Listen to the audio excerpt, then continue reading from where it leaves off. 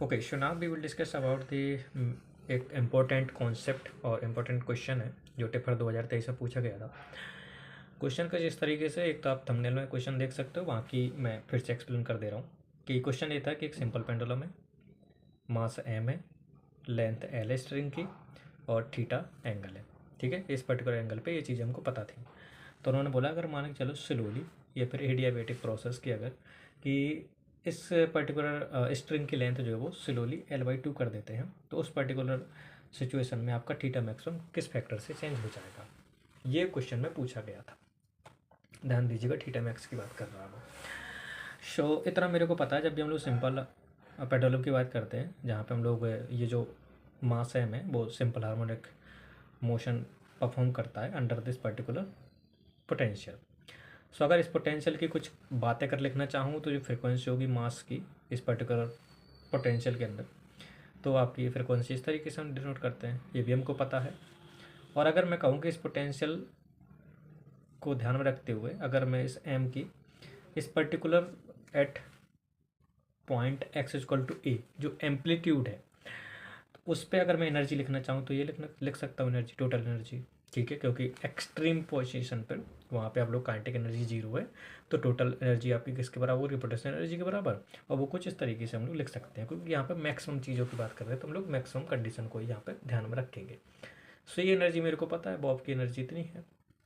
According to quantum mechanics अगर मैं देखूँ सिंपल हार्मोनिक ऑसिलेटर में हम लोग कुछ एक चीज़ें देखते हैं कि फ्रिक्वेंसी और एनर्जी में कुछ इस तरीके से रिलेशन होता है।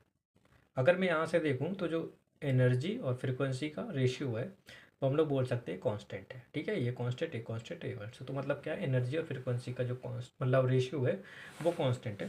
और यही चीज़ मैं यहाँ पर अगर मैं लगाता हूँ, लाइक दोनों तरफ ओमेगा से डिवाइड करता हूँ, तो ये वाली चीज़ भी हमारी कांस्टेंट होगी, है ना। सो इसको मैं क्या करता हूँ, ओमेगा की वैल्यू पुट करता हूँ और यहाँ से रिलेशन निकाल लेता हूँ ए और के बीच में। गॉट इट, क्योंकि मेरे पास जो नॉन क्वांटिटी है वो यही है, के है, ओमेगा है, एल है, एम है, थीटा है, बस इतनी चीज़ें पता थी।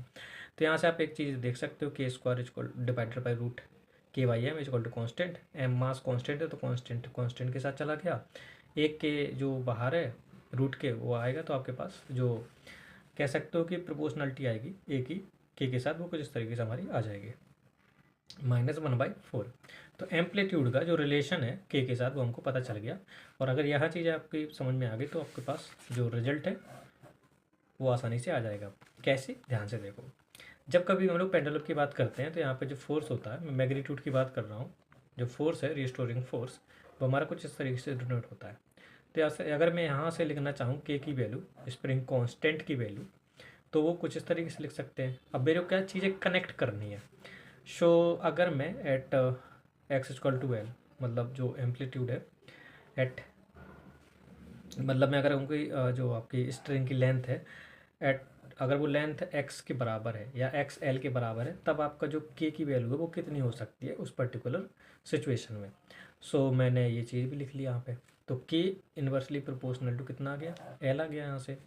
तो अगर ये रिलेशन आ गया तो यहाँ से मैं लिख सकता हूँ एम्पलीट्यूड जो होगा वो अब हमारा कैसे हो जाएगा, इसके प्रोपोर्शनल टू प्लस के, है ना,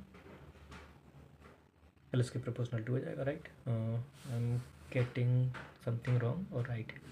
सो यहाँ ये माइनस के साइन है, सो के इन्वर्सली आ रहा तो ये प्लस का साइन हो जाएगा। ठीक है, प्लस का साइन हो गया, एम्पलीट्यूड हमारा एल की पावर 1/4 पे डिपेंडेंट हो गया यहाँ पे। और जब ये चीज़ हमारी यहाँ से मिल जाती है, सो ये हो गया क्वेश्चन नंबर 2। तो मतलब एम्पलीट्यूड का रिलेशन आ गया किसके, मतलब एम्पलीट्यूड का डिपेंडेंसी आ गई लेंथ की उसमें, और लेंथ के रिस्पेक्ट में चीज़ें पूछी गई थी, कोई दिक्कत नहीं। अब हम लोग थीटा भी लाने का ट्राई करेंगे। अब क्वेश्चन में पूछा गया कि अगर मैं स्लोली चेंज करूँ लेंथ को, मतलब लेंथ को कम करूँ, तो थीटा किस तरीके से चेंज होगा। तो एट पर्टिकुलर टाइम टी पर मैं ये सिचुएशन देखता हूँ, तो यहाँ से मैं लिख सकता हूँ जो एंगल होगा, अगर मैं एक्स चेंज करता हूँ पोजीशन बॉब की, तो थीटा हमारा जो बनता है वो XY/L बनता है, सिंपल ट्रिग्नोमेट्री। और यहाँ से थीटा की वैल्यू आ जाएगी, अगर मैं मैक्सिमम निकालना चाहूँ तो एक्स की वैल्यू ए पुट कर दूँ तो मेरे पास आ जाएगा। सो थीटा मैक्स जो आ गया इनवर्सली प्रोपोर्शनल टू एल और डायरेक्ट प्रोपोर्शनल टू एल, मतलब आ जाएगा यहाँ पे ए की वैल्यू पुट करूँगा और एल की वैल्यू पुट करूँ।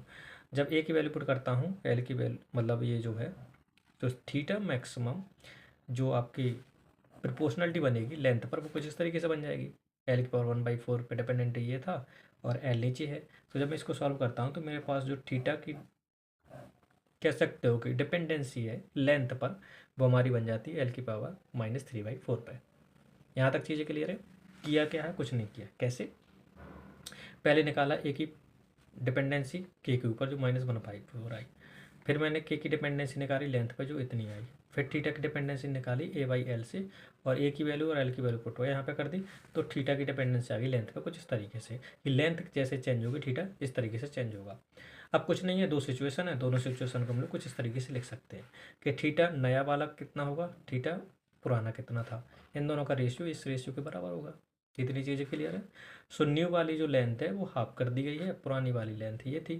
सो यहाँ पर ये पुट करता हूँ वैल्यू, जब पुट करता हूँ तो मेरे पास जो रिजल्ट निकल के आता है वो बनता है इतना।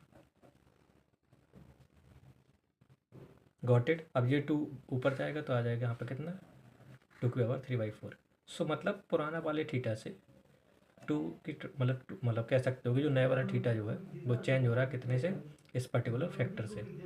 तो इसमें जब आप लोग देखोगे ऑप्शन ए, ये आपका ऑप्शन आंसर हो जाएगा। ठीक है।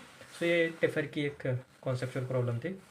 तो आपको ये डिपेंडेंसी और थोड़ा सा चीज़ें कनेक्ट करना आना चाहिए ताकि हमारा रिजल्ट आसानी से आ जाए। Got it.